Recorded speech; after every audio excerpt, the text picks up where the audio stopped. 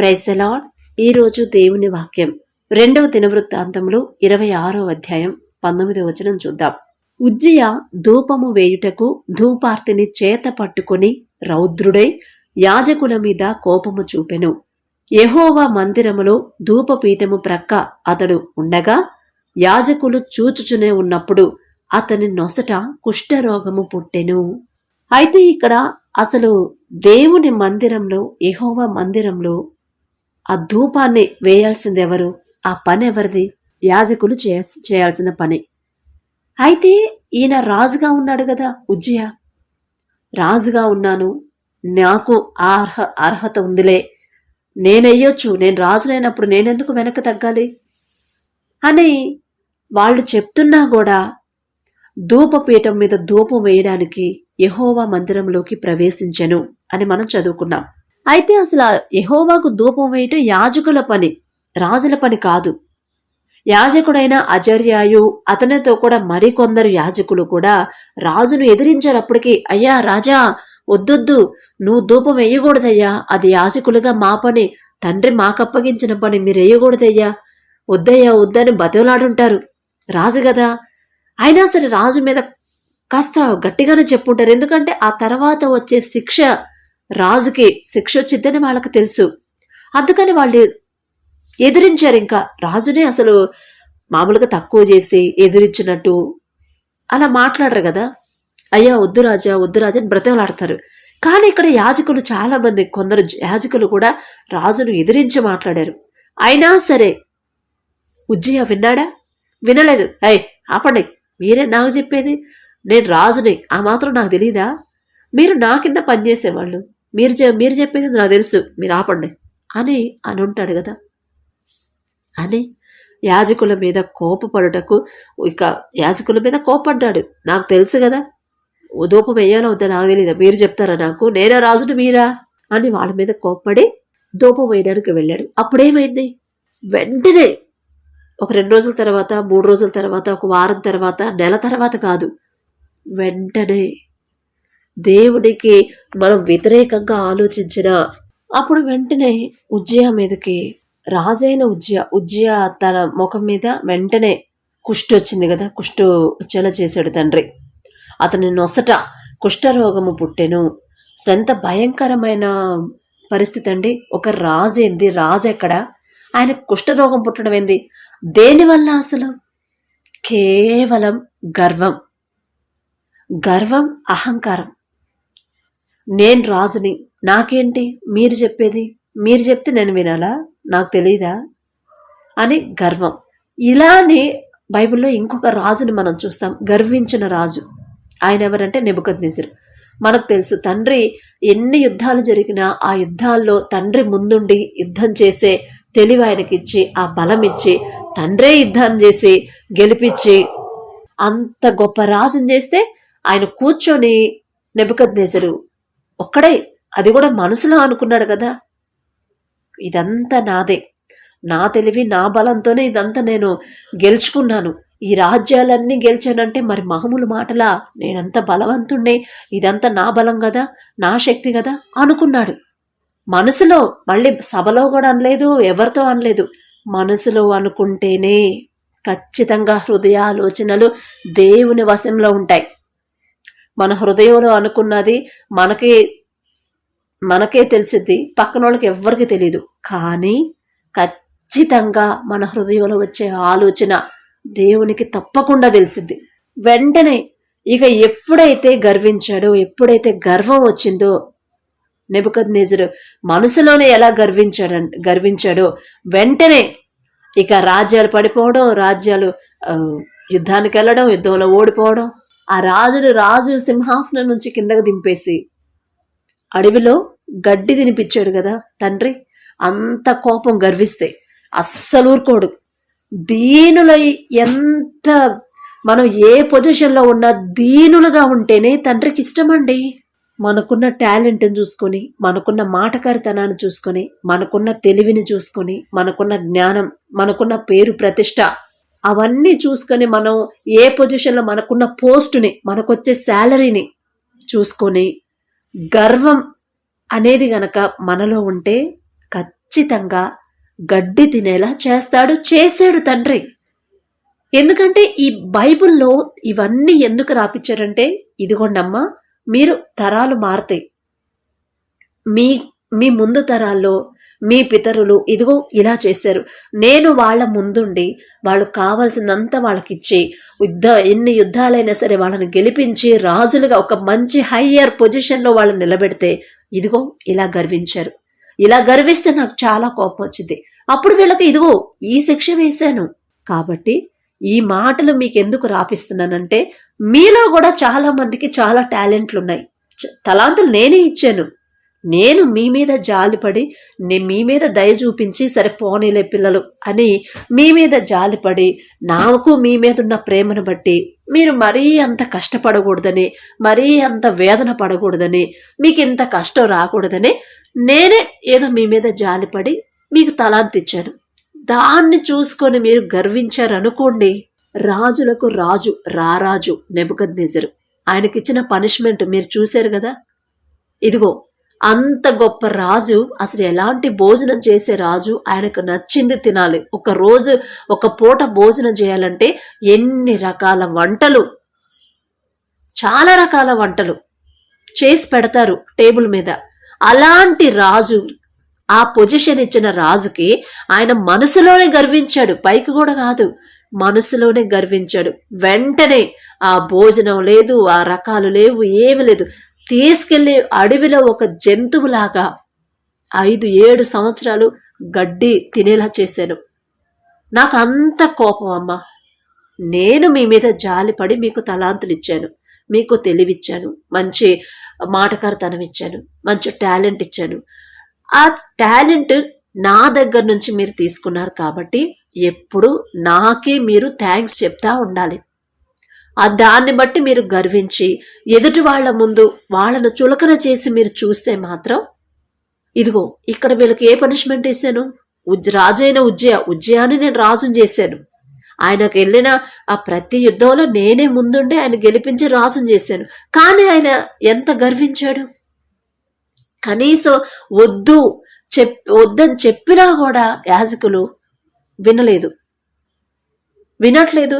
అరే నేను జాలిపడి వాళ్ళకి ఇచ్చాను కదా, సరే పోనీలే అని నేను వదిలేస్తానా, వదలను. ఆ విషయంలో మాత్రం చాలా కఠినంగా ఉంటాను. వెంటనే అతనికి కుష్ఠరోగం పుట్టింది.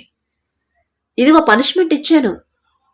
తర్వాత తరాలు మారిన తర్వాత కూడా మీలో కూడా ఇలాంటి గర్విష్ఠులు ఉంటారు, ఇలాంటి గర్వాలు వస్తాయి. అది పైకి చూపించక్కర్లా, మనసులో అనుకుంటే చాలు. ఇంతమంది నాకు ప్రసంగానికి ఇంతమంది వస్తున్నారు, ఇంతమంది నన్ను ప్రేమిస్తున్నారు, ఇంతమంది నన్ను పొగుడుతున్నారు, ఇంతమంది నన్ను పైకి లేపుతున్నారు అని మీరు మనసులో కూడా గర్వించకూడదు. ఇదిగో ఇప్పుడు నేను చెప్పిన వీళ్ళిద్దరూ హృదయం నందు గర్వించారు, మనసులోనే గర్వించారు. మనస్సును గర్వించి ధూపపీఠం మీద ధూపం వేయడానికి మందిరంలోకి వచ్చాడు రాజైన ఉజ్జయ. అలాగే నెబుకద్నెజరు మనసులోనే గర్వించాడు. ఖచ్చితంగా నాకు తెలిసింది మీ మనసులో ఏముందో ప్రతిదీ నాకు తెలుసు. పైకి మీరు మామూలుగా ఉండొచ్చు, కానీ మీ మనసులో ఏముందో నాకు తెలుసు. కాబట్టి మనసులో కూడా గర్వం, అహంకారం అనేది రానివ్వద్దు. అది గనక వచ్చిందంటే ఖచ్చితంగా మీకు పనిష్మెంట్ ఇవ్వాలి. ఇక అది నా రూల్. అది ఇక ఆ రూల్ నేనైతే మీరలేను ఆ రూల్. ఎందుకంటే మీకన్నా ఇప్పుడు మీరున్న తరాల్లో మీకున్న భక్తి కన్నా ఎన్నో రెట్లు భక్తులు వాళ్ళు, భక్తి గల వాళ్ళు, నన్ను ప్రేమించిన వాళ్ళే వాళ్ళు, మీకన్నా నన్ను ఎక్కువ ఆరాధించిన వాళ్ళే. కానీ అంత ఆరాధించిన, అంత ప్రేమించిన గర్వం, అహంకారం అనేది వాళ్ళ మనసులోకి వచ్చిందనే నేను వాళ్ళకి పనిష్ చేశాను. ఇప్పుడు మీరు నా మాటలు వింటున్నారు, ప్రార్థన చేస్తున్నారు, ప్రతి వారం చర్చికి వెళ్తున్నారు, కానీ మీ జీవితాల్లో మిమ్మల్ని ఒక మంచి స్థితిలో నిలబెట్టాను. దాన్ని చూసుకొని మీరు గనక గర్విస్తే ఈ రాజులకి ఎలాంటి పనిష్మెంట్ అయితే వచ్చిందో, వీళ్ళకి ఎలాంటి పనిష్ చేశానో అలాంటి పనిష్మెంటే మీకు కూడా. ఇక కుటుంబంలో శాంతి సమాధానం ఉండదు, కుటుంబంలో అనారోగ్య సమస్యలు, అప్పులు, ఆర్థిక సమస్యలు, అన్ని సమస్యల్లోనే వదిలిపెట్టేస్తాను, జాగ్రత్త అని తండ్రి జాగ్రత్తలు చెప్తున్నాడు. వాక్యం చదువుతున్నాము. ఆ వాక్యం ద్వారా మనల్ని ఎలా ఉండాలి, ఎలా ఉండకూడదని తండ్రి హెచ్చరిస్తున్నాడు, ఎలాంటి జాగ్రత్తలు చెప్తున్నాడు అనేది గ్రహించాలండి. వాక్యం చదువుతున్నాం, స్టోరీలాగా చదువుతాం, కానీ ఆ స్టోరీ ద్వారా మనం ఎలా నడుచుకోవాలి, ఆ మాటకి వాళ్ళకి ఎలాంటి పనిష్మెంట్ వచ్చింది, అలా గర్విస్తే మనకి కూడా అలాంటి పనిష్మెంట్లు. ఇప్పుడు కుష్ఠరోగం అలాంటి తేడు తీసుకురాడు. ఇప్పుడున్న మనకున్న ఈ జనరేషన్లో వచ్చే అప్పులను, ఆర్థిక సమస్యలను, శాంతి, భార్యాభర్తల మధ్య గొడవలు, పిల్లలకు అనారోగ్య సమస్యలు, పెద్దవాళ్ళకి అనారోగ్య సమస్యలు, ఇవి చాలు కదా మనకి. ఉద్యోగం పోవడమో, లేదా ఉద్యోగంలో నుంచి తీసేయడము, లేకపోతే ఉద్యోగ ప్రయత్నాలు చేసినా రాకపోవడము, ఇవే సమస్యలు. ఎప్పుడు కూడా మన మనసులో కూడా గర్వం, అహంకారం అనేది రాకూడదు. వచ్చిందంటే ఖచ్చితంగా పనిషే. ఇక గర్వం వచ్చింది అంటే మన పతనానికి అది దారి, పతనానికి అడుగుపడ్డట్టే. అందుకని వాక్యం వినేటప్పుడే జాగ్రత్తగా ఒక వాక్యం చెప్పి, వాక్యం చదివిన తర్వాత అమ్మో ఈ వాక్యం నాతో, వాక్యం ద్వారా తండ్రి నాతో ఏం మాట్లాడుతున్నాడు అంటే, ఇప్పుడు రాజైన ఉజ్జియా మనసులో గర్వించాడు. ఒకవేళ నేను కూడా ఏదన్నా విషయంలో నేను కూడా గర్విస్తున్నానా, ఎవరి దగ్గరనా గర్వం, అహంకారంగా మాట్లాడానా, ఎవరి దగ్గరనా ఇగో ప్రదర్శించానా, అందుకనే తండ్రి నన్ను హెచ్చరిస్తున్నాడా అని ఒక 2 నిమిషాలు ఆలోచించుకోవాలి. ఆలోచిస్తే ఖచ్చితంగా మనం ఏ తప్పు చేసామో ఖచ్చితంగా మనకి గుర్తొచ్చిద్దండి, గుర్తు చేస్తాడు తండ్రి. ఎందుకంటే ఆ ఆలోచన మనకు వస్తుందంటే ఖచ్చితంగా దేవుని చిత్తం, ఆయన గద్దింపు అనేది మనకి తెలిసిపోతుంది. ఈ మాట తండ్రి నాతో ఎందుకు మాట్లాడుతున్నాడు అంటే, నేను ఏదో విషయంలో మొత్తానికి గర్విస్తున్నాను, ఎవరి దగ్గర గర్వంగా ప్రవర్తించాను, నా ఫ్రెండ్స్ దగ్గర, కొలీగ్స్ దగ్గర, లేకపోతే అమ్మా నాన్న దగ్గర. అసలు ఇప్పుడైతే చాలా మంది అమ్మా నాన్న ముందు, పెద్దోళ్ళ ముందు కూడా కాలు మీద కాలు వేసుకొని, ఎందుకండి, కనీసం వాళ్ళ వయసు కన్నా రెస్పెక్ట్ ఇవ్వాలి కదా. వాళ్ళ కడుపును పుట్టి, వాళ్ళు చదివిస్తే చదువుకొని, వాళ్ళు ఫీజులు కడితే చదువుకొని ఒక మంచి పొజిషన్కి వచ్చాము, వాళ్ళ ముందు కాలు మీద కాలేసుకుంటే అదేనా వాళ్ళకిచ్చే గర్వం, వాళ్ళకిచ్చే రెస్పెక్ట్ అదేనా? మరి దాన్ని కదా అనేది గర్వం అని. మనం ఎంత చదువుకున్నా, ఎంత ఇంగ్లీష్ మాట్లాడినా, ఎంత మంచి పేరు ప్రతిష్ట వచ్చినా, ఎంత మంచి శాలరీ వచ్చినా, ఎంతమంది పొగిడినా, మన తలంపులో గాని, మాటలో గాని, చూపులో గాని, ప్రవర్తనలో గాని గర్వం, అహంకారం అనేది అస్సలు ఉండకూడదు అని తండ్రి వాక్యం ద్వారా మిమ్మల్ని నన్ను హెచ్చరిస్తున్నాడు. నేను చెక్ చేసుకుంటానండి, ఖచ్చితంగా చెక్ చేసుకుంటాను. ఆ కృప తండ్రి ఇచ్చాడు, అలవాటు చేశాడు నాకు. ఏదైనా వాక్యం, ఇప్పుడు టీవీలో బ్రదర్ వాళ్ళు వాక్యం చెప్పినా కూడా, ఈ వాక్యం నాకు తండ్రి వాక్యంతో నాతో ఏం మాట్లాడుతున్నాడు, ఇదేంది ఈ వాక్యంతో ఎందుకు మాట్లాడుతున్నాడు అంటే, ఈ విషయంలో నేను ఎక్కడో మొత్తానికి తప్పిపోయి ఉంటాను, లేకపోతే ఈ వాక్యం ద్వారా నా తండ్రి ఎందుకు నన్ను గద్దిస్తాడు అని సర్చ్ చేసుకుంటాను. వెంటనే రియలైజ్ అయ్యేది తండ్రి అలవాటు చేశాడు. ఒక వాక్యం చదివినప్పుడు ఆ వాక్య ప్రకారం మనం ఎలా ఉండాలి, ఏ పని చేస్తున్నాము. ఇక్కడ చూసాము, ఉజ్జియా చేశాడు, నెబుకద్నెజరు చేశాడు, హృదయాన్నే మనసులోనే గర్వించారు, వెంటనే శిక్ష వచ్చింది. కానీ తండ్రి ఇప్పుడు మనకి వెంటనే శిక్ష పంపించట్లేదు. అంత కోపం ఉండేది పాత నిబంధన ఆ కాలంలో, తండ్రికి అంత కోపం, అంత రోషం ఉండేది.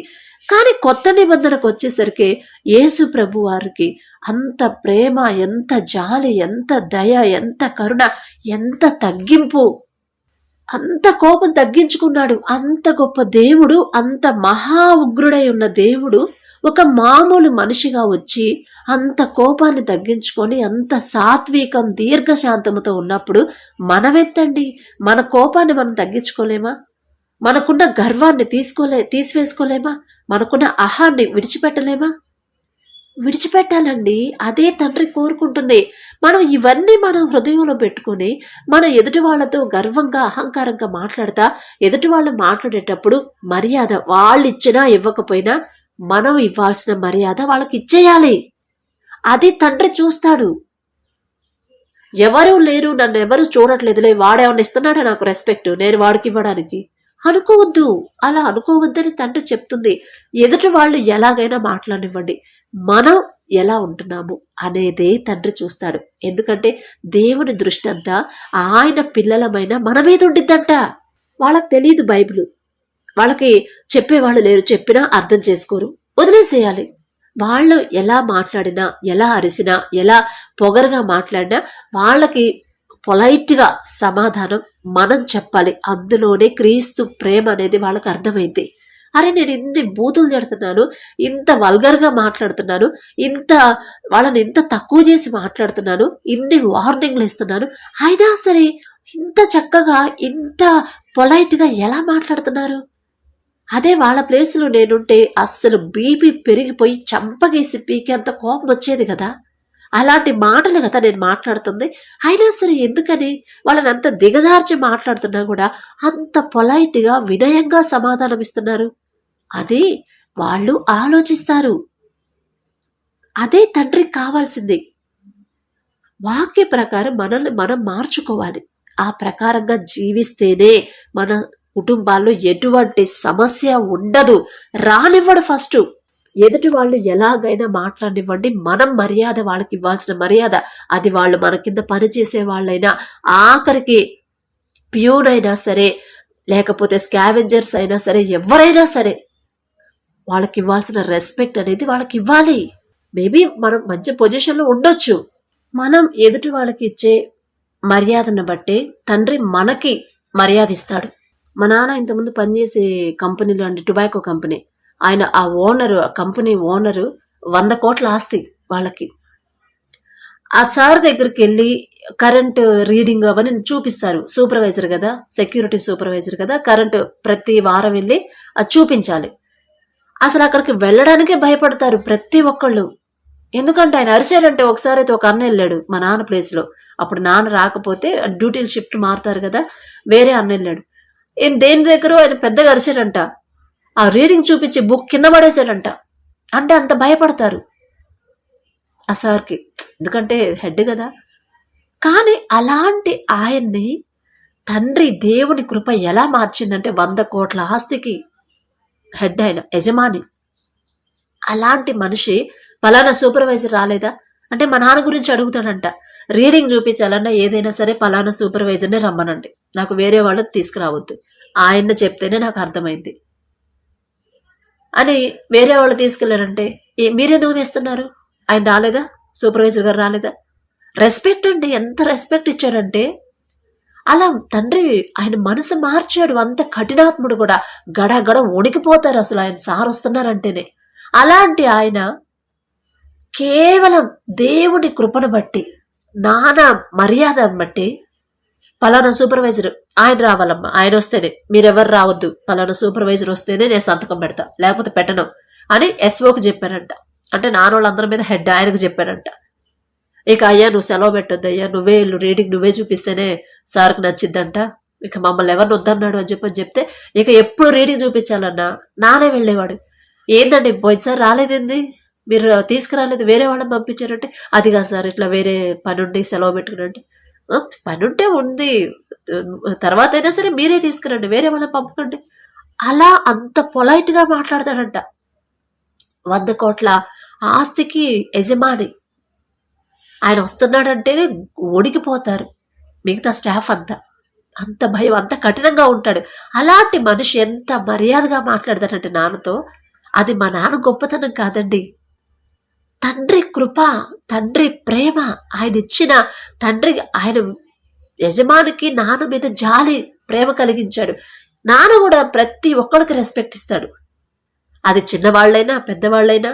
మేము చిన్నపిల్లలప్పుడు ఫుల్ డ్రింకర్ కదా, ఎంత తాగినా సరే గర్వంగాని అహంకారంగా కానీ మాట్లాడు, అసలు వాడేంది నాకు చెప్పేది, వీళ్ళేది నాకు చెప్పేది అని కానీ అస్సలు మాట్లాడు. ప్రతి ఒక్కళ్ళకి రెస్పెక్ట్. అమ్మా అయ్యా అంతే మాట్లాడతాడు.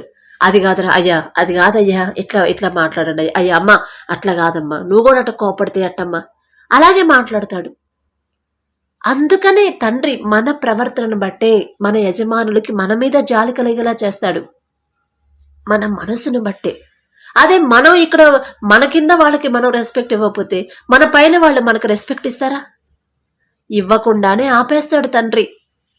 అందుకనే మనం ఏ పొజిషన్లో, ఏ పోస్టులో, ఎంత శాలరీ వచ్చినా, ఎంత పెద్ద కంపెనీకి ఓనర్ అయినా సరే దేవుని దృష్టిలో మనం దీనులుగానే ఉండాలి. మనుషుల దృష్టిలో దీనులుగానే ఉండాలి. చెప్పేటప్పుడు చెప్పాలి, తర్వాత చెప్పేటప్పుడైనా సరే వినయం, విధేయత, ప్రేమ చూపించాలి. ఏదన్నా ఎక్స్ప్లెయిన్ చేయాలన్నా అప్పుడు వినే వాళ్ళకి ఇంకా ఇంట్రెస్ట్ వచ్చింది. ఆ పొజిషన్ అనేది, ఆ శాలరీ అనేది, ఆ పోస్ట్ అనేది దేవుని దయ వల్ల పొందుకున్నానే గాని నా సొంత జ్ఞానం, నా సొంత తెలివితేటల మీద కానే కాదు అని ఖచ్చితంగా మనం స్థిరంగా ఉంటేనే ఆ పొజిషన్, ఆ పోస్ట్, ఆ శాలరీ నిలబెడతాడు. లేదనుకోండి, ఇదంతా నా తెలివి, నా సొంత జ్ఞానం, నా తెలివితేటలతో నేను సంపాదించుకున్నాను అనుకున్నారనుకోండి, ఒక్క క్షణం చాలు తండ్రికి ఆ పొజిషన్, ఆ కుర్చీ నుంచి కిందకు దింపడానికి. అదే చేశాడు నెబుకద్నెజర్. రాజులకు రాజు. అలాంటి రారాజుని ఒక్క గర్వం, మనసులో వచ్చిన గర్వాన్ని బట్టే కుర్చీ మీద నుంచి కిందకు దింపి ఒక జంతువులాగా అడవిలో 7 సంవత్సరాలు గడ్డి తినిపించాడు. అలా తినిపిస్తాడు తండ్రి. అసలు అలాంటి పరిస్థితే మనకు రాకుండా ఉండాలంటే మనం ఏ పొజిషన్లో ఉన్నా, ఎంత జీతం వచ్చినా, ఎంత పెద్ద గవర్నమెంట్ జాబ్ అయినా, ఎటువంటి హయ్యర్ పొజిషన్లో ఉన్నా కూడా ఇది నా సొంత తెలివి కాదు, నా సొంత జ్ఞానం కాదు, నా దేవుని దయ, ఆయన నా మీద జాలిపడి నాకు ఇచ్చాడు కాబట్టి నేను ఇది పొందుకున్నాను. ఇలా మన మైండ్ అనేది మారిపోయింది అనుకోండి, ఆటోమేటిక్గా ఎదుటి వాళ్ళకి ఇవ్వాల్సిన మర్యాద ఖచ్చితంగా ఇచ్చేస్తాము మనకు తెలియకుండానే. అది ప్యూన్ అయినా, ఇంకా స్కావెంజర్స్ అయినా, ఊడ్చేవాళ్ళైనా అందరితో మర్యాదగా. ఎందుకంటే ఇది నాది కాదు ఈ పొజిషన్. ఇక్కడంటే నేను పోస్ట్లో, చైర్లో నేను కూర్చున్నాను, కానీ నన్ను కూర్చోపెట్టింది నా తండ్రి. ఇప్పుడు నేను వాళ్ళకి రెస్పెక్ట్ ఇవ్వలేదు అనుకోండి, ఆ కుర్చీలో నుంచి కిందకి తీసుకెళ్లి వాళ్ళ పొజిషన్కి తీసుకెళ్లడానికి నా తండ్రికి ఒక్క క్షణం చాలు అనే భయం మనలో ఉండాలి. అదే దేవుని యందు భయము, భక్తి అంటే అదే. దేవుని ఎడల భయభక్తులు కలగడం అంటే ఎలా అంటే, భయము, భక్తి అంటే అదే. ఏదైనా పని చేసేటప్పుడు భయపడాలి. ఇది దేవునికి నచ్చిద్దా, నచ్చదా? ఇదిగో నేను వీళ్లతో అమర్యాదగా నడుచుకుంటే, నా పొజిషన్ బట్టి నాకొచ్చే శాలరీని చూసుకుని ఎదుటి వాళ్ళకి నేను ఇవ్వాల్సిన రెస్పెక్ట్ ఇవ్వకపోతే ఖచ్చితంగా ఆ శాలరీ నాకు రాకుండా చేస్తాడు, ఎలాగోలా ఆపేస్తాడు, ఖచ్చితంగా చేస్తాడు. కాబట్టి నాకొద్దు. దేవుడి నుంచి శిక్ష నాకు రాకుండా ఉండాలంటే మర్యాద, తండ్రి ఎలా చెప్తున్నాడు అలా నేను వినయంగానే ఉండాలి అని భయపడతాం, భయము. అలాగే భక్తి. ఎంత సంపాదించి ఎంత చేసినా నా తండ్రి నాకు తోడున్నాడు కాబట్టి నేను ఈ పొజిషన్కి రాగలిగాను, నా దేవుని దయ నా మీద ఉంది కాబట్టి నేను ఇంత మంచి పొజిషన్లో ఉన్నాను, ఇంత మంచిగా సంపాదిస్తున్నానంటే అది నా గొప్పతనం కాదు, నా దేవుని గొప్పతనం, నా తండ్రి జాలి నా మీద ఉంది. అది భక్తి. ఏ పని చేసినా నా తండ్రి, ఎంత సంపాదించినా నా దేవుని దయ నాకు సమృద్ధిగా ఇస్తున్నాడు కాబట్టి నేను పొందుకుంటున్నా, నా సొంత తెలివి కాదు అనేది భక్తి. భయం అంటే ఇది, మనం ఏదైనా పని చేసేటప్పుడు ఎదుటి వాళ్ళకి ఇవ్వాల్సిన రెస్పెక్ట్, లేకపోతే సహాయం చేసేటప్పుడు అమ్మో ఇప్పుడు నాకు తండ్రి నాకు ఇచ్చాడు, నేను వీళ్ళకి అవసరంలో ఉన్నారు, వాళ్ళకి ఇవ్వకపోతే నాకు తండ్రి దగ్గర నుంచి నాకు రావాల్సిన ఫండ్స్ ఆగిపోతాయి అనే భయం కలిగి ఉండాలి. అప్పుడు ఇక ఇలా ఉంటే తండ్రికి ఎంత ఇష్టమోనండి. గర్వం, అహంకారం అనేది రానివద్దు అసలు. ఈ మాటలు వింటున్న మీరు గర్వం, అహంకారం అనేది వచ్చింది అంటే ఖచ్చితంగా మీ కుటుంబంలోకి ఏవో శ్రమలు రాబోతున్నాయనే అర్థం. పర్టికులర్గా దేవుడు ప్రత్యేకంగా పంపించడు శ్రమలు, కష్టాలనేవి. మనం దారి తప్పిపోతేనే, తండ్రి మాటకు లోబడకుండా గర్విస్తా అహంకారంగా మాట్లాడడం, ఏదో పెద్ద మనమేదో మన సొంత తెలివితో ఏదో సాధించినట్టు కాలు మీద కాలేసుకొని ఎదుటి వాళ్ళతో కాలు ఊపుకుంటా మాట్లాడతాం. ఆఖరికి మన తల్లిదండ్రుల ముందు కూడా కాలు మీద కాలేసుకుంటారు. నాకు భలే బాధేసిద్దండి అట్లా చూస్తే. చాలా మందిని చూశాను. మనకు జన్మనిచ్చింది వాళ్ళు జన్మ ఇవ్వకపోతే మనకు జన్మ అంటూ ఉండిద్దా? ఏదో తండ్రి మన మీద జాలిపడి వాళ్ళ ద్వారా మనకు జన్మనిచ్చేలా చేసి వాళ్ళకు రెస్పెక్ట్ ఇవ్వాలి కదా. నీ దేవుడైన యెహోవా నీకు అనుగ్రహించు దేశములో నీవు దీర్ఘాయుష్మంతుడు వగునట్లు, దీర్ఘాయుష్ మనకి రావాలంటే నీ తండ్రిని నీ తల్లిని సన్మానించుము. రెస్పెక్ట్ వాళ్ళకే ఇవ్వకపోతే ఎదుటి వాళ్ళకి, బయట వాళ్ళకి ఎలా ఇస్తామండి? ఫస్ట్ ఇంట్లో వాళ్ళకే మనం రెస్పెక్ట్ ఇవ్వకపోతే బయట వాళ్ళకి ఎలా ఇస్తాము? వాళ్ళు అంతేలే సిస్టర్, వాళ్ళు ఎంత చెప్పినా వినరు, వాళ్ళ గోల వాళ్ళదే అంటారు. వాళ్ళు ఎలాగైనా ఉండనివ్వండి, మనం ఎలా ఉన్నామనేదే తండ్రి చూస్తాడు. మనం ఎలా ఉన్నాము, వాళ్ళు ఎలాగైనా ఉండనివ్వండి, కోపిష్టులైనా గర్విష్ఠులైనా ఎలాగైనా ఉండనివ్వండి, వాళ్ళకి ఇచ్చే రెస్పెక్ట్ వాళ్ళకి ఇవ్వాలి. అది తండ్రి చూస్తూ ఉంటాడు. వాళ్ళు ఒకవేళ గర్వంగా ఉంటే వాళ్ళ పని వాళ్ళ తండ్రి చూసుకుంటాడు. కానీ తక్కువ అండి, తల్లిదండ్రులు పిల్లల దగ్గర ఎప్పుడూ గర్వంగా ఎవరు ఉండరు నాకు తెలిసి. మరి మీ ఇళ్లలో ఎలా ఉంటుందో నాకైతే తెలియదు, ప్రేమగానే ఉంటారు. కాబట్టి గర్వం అహంకారం అనేది రానివ్వద్దండి.